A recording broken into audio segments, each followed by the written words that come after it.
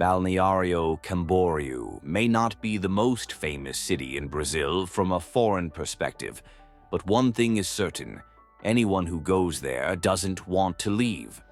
With gigantic skyscrapers on the seafront and insane nightlife and apartments costing millions of dollars, this place is known as the Brazilian Dubai. And no wonder. Here, super yachts share space with million-dollar speedboats.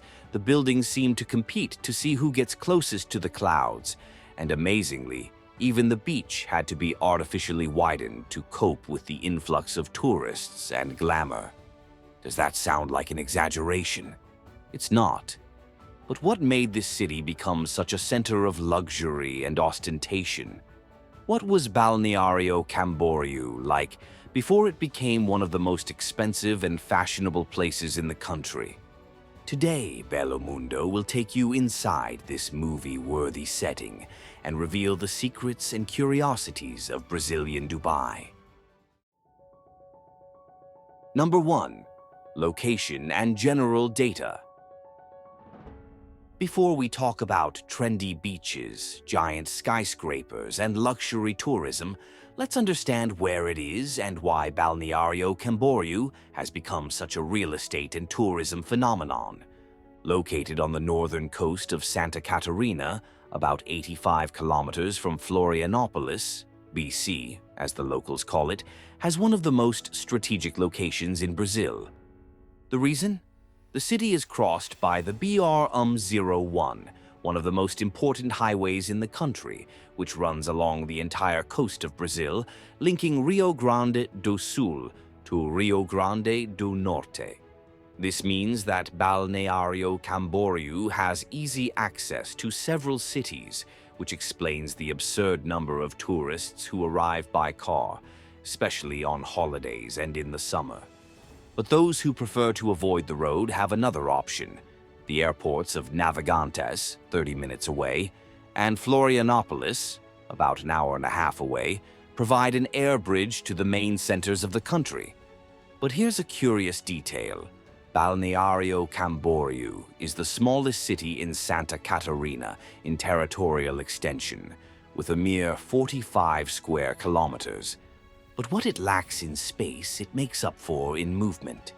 The city has around 150,000 permanent inhabitants, but when summer arrives, that number simply explodes.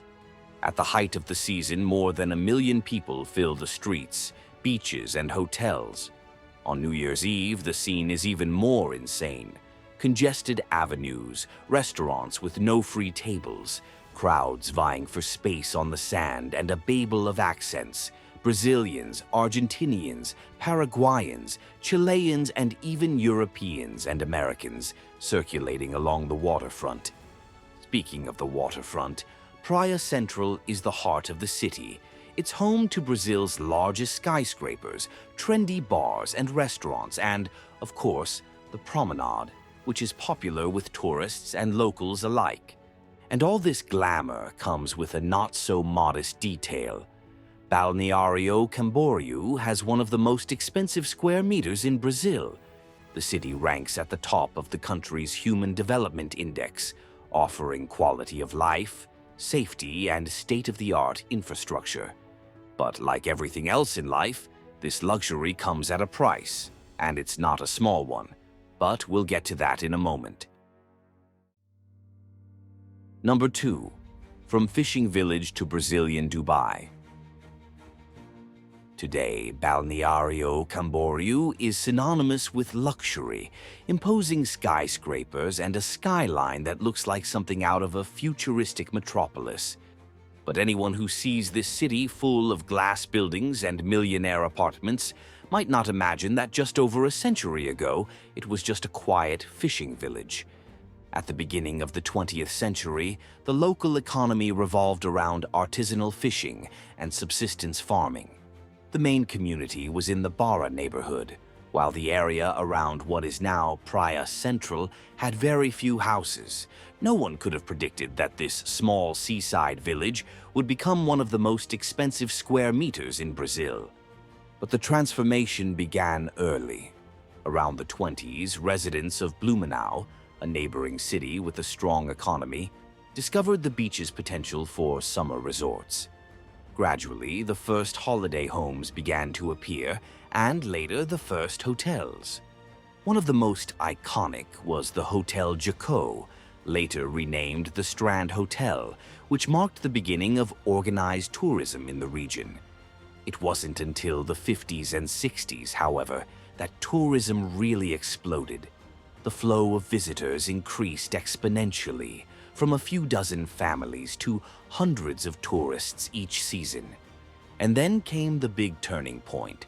On July 20th, 1964, the then Praia de Camboriú was emancipated, officially becoming Balneário Camboriú.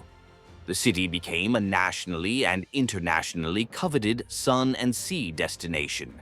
In the 80s and 90s, construction boomed and the first high-rise buildings began to take over the landscape.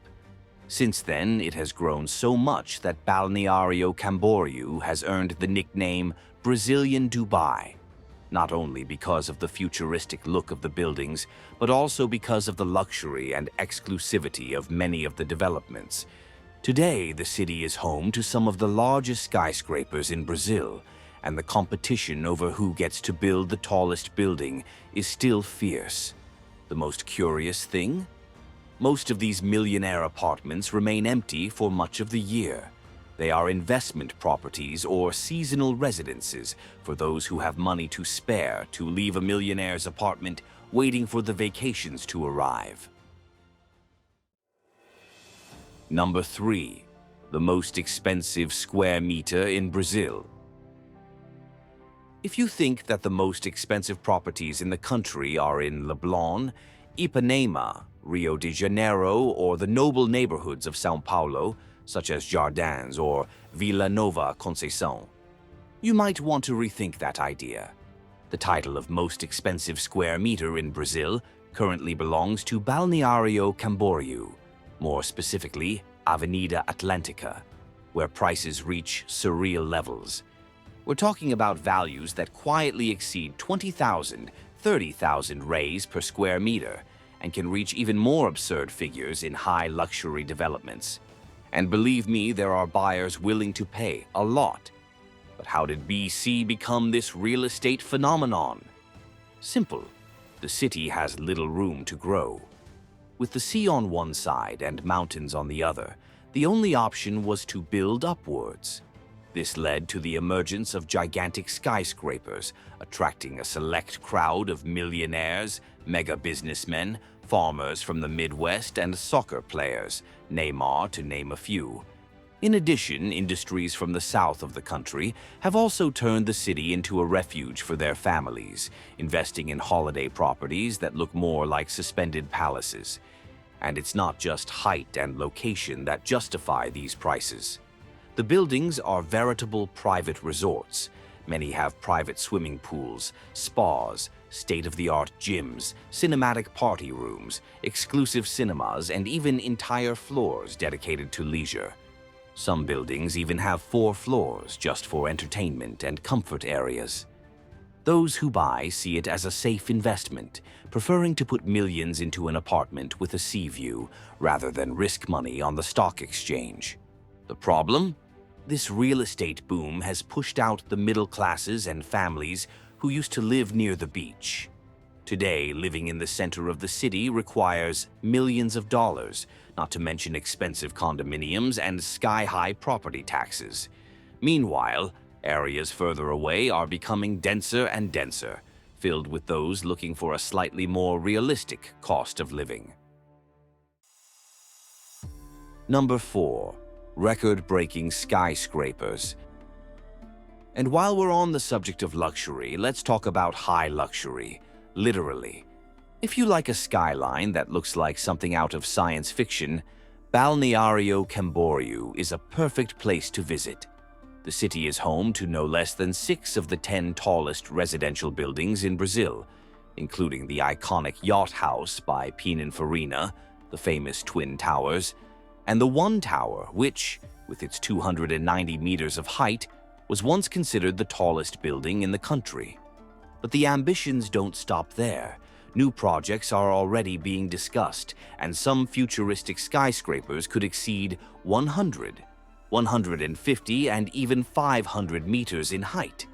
If these ideas come to fruition, Brazil would join the ranks of the world's largest residential towers, further reinforcing its nickname of Brazilian Dubai.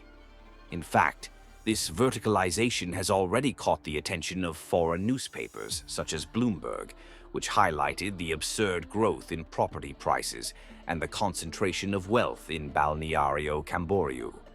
However, at the same time as the city is going skywards, the ground tells a different story. Many of these apartments remain empty for most of the year.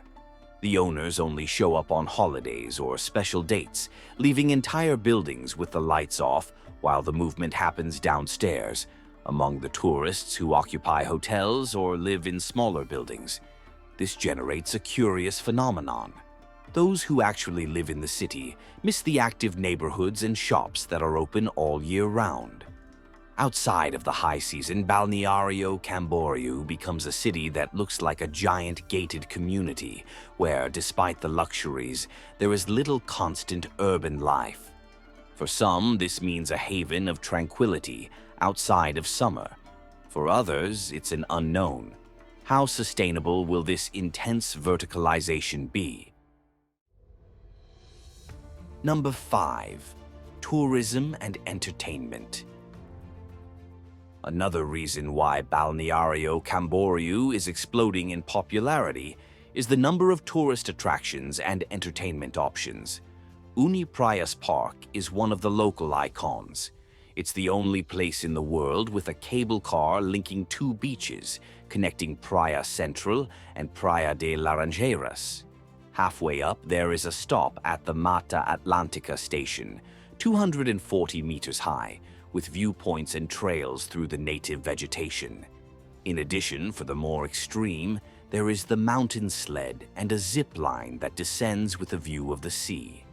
Another classic is the pirate boat, which leaves from Barra Sul and goes all the way to Laranjeiras, with music, dances, and pirate skits that delight the children and adults who like to get messy. Many people take the opportunity to do a round trip combining a cable car and a boat to enjoy the beach in a different way.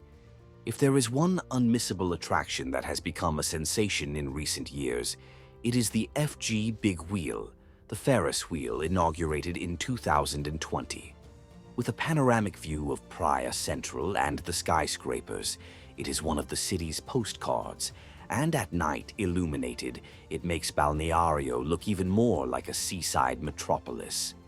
For those who like to learn about the marine world, the Oceanic Aquarium is the largest aquarium in southern Brazil. It houses 140 species, with giant tanks where you can see sharks, rays, and other animals up close. Those who visit Balneário Camboriú also have the chance to visit one of the largest theme parks in Latin America. Beto Carreiro World is just 36 kilometers from the city, in the town of Penha, and is one of the most popular excursions for tourists staying in the region. If you're into clubbing, Balneário Camboriú is the place to be. The city is a national benchmark for electronic music, with clubs ranked among the best in the world. At weekends and in high season, the nightlife is simply endless. And if it's like this on a daily basis, imagine New Year's Eve, when almost 1 million people flock to the city to watch the fireworks display and party until dawn. In short, there's something for everyone. So far, we've covered a lot of amazing things about this great little city, but like everywhere else in the world, there are problems that deserve to be highlighted. Number 6. The cost of living and sky-high prices.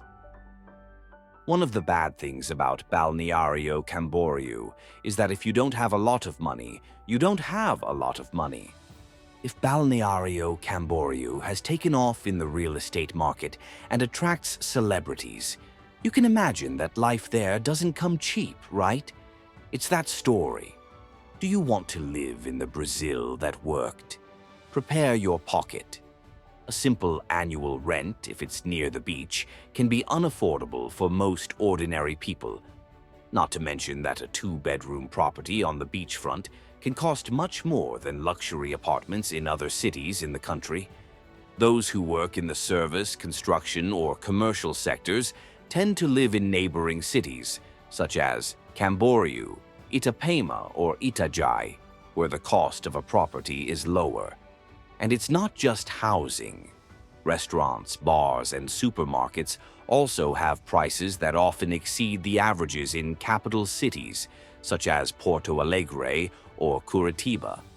Some international brands have established themselves there, attracting the local elite and the wealthy tourists who come to buy, spend, and enjoy. Number 7.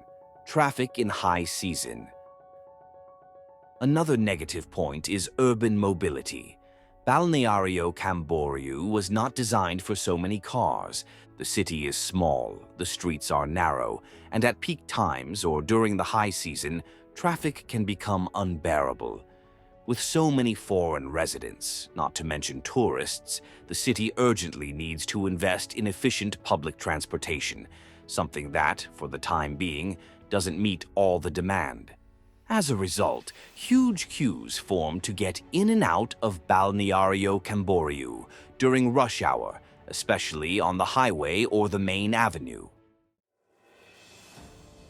Number 8. Environment.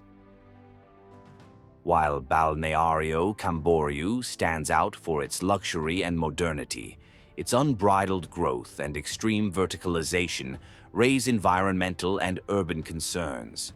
The proximity of the skyscrapers to the waterfront has had a direct impact on environmental quality, especially with regard to shading the beach and wind circulation. During certain times of the year, the gigantic towers mean that some areas of Central Beach are practically sunless for much of the day. In addition, the dense concentration of buildings near the sea raises questions about sanitation and water pollution, problems that appear mainly after heavy rains, when some of the dirt and untreated sewage ends up in the ocean. In recent years, the city has made progress in its sanitation infrastructure, but there are still warnings of contamination in some parts of the waterfront. This creates an impasse. At the same time as the city tries to consolidate its image as a paradisiacal and sophisticated destination, it has to deal with environmental challenges that can affect the experience of visitors and the quality of life of residents. In short, Balneário Camboriú is still trying to balance this overwhelming growth with environmental preservation, mobility, and the inclusion of different social classes. It's a soap opera full of chapters, and still without a definitive ending. And that's it for today. So what did you think of these interesting facts about Balneário Camboriú? Did you know that the city went far beyond skyscrapers and trendy beaches? Have you ever been there? Tell us in the comments which of these stories surprised you the most. And of course, share it with that person who has always dreamed of visiting Brazilian Dubai. Thank you very much for following us here. If you've enjoyed the content, keep an eye out for many more adventures to come in this Bello Mundo of ours. See you next time.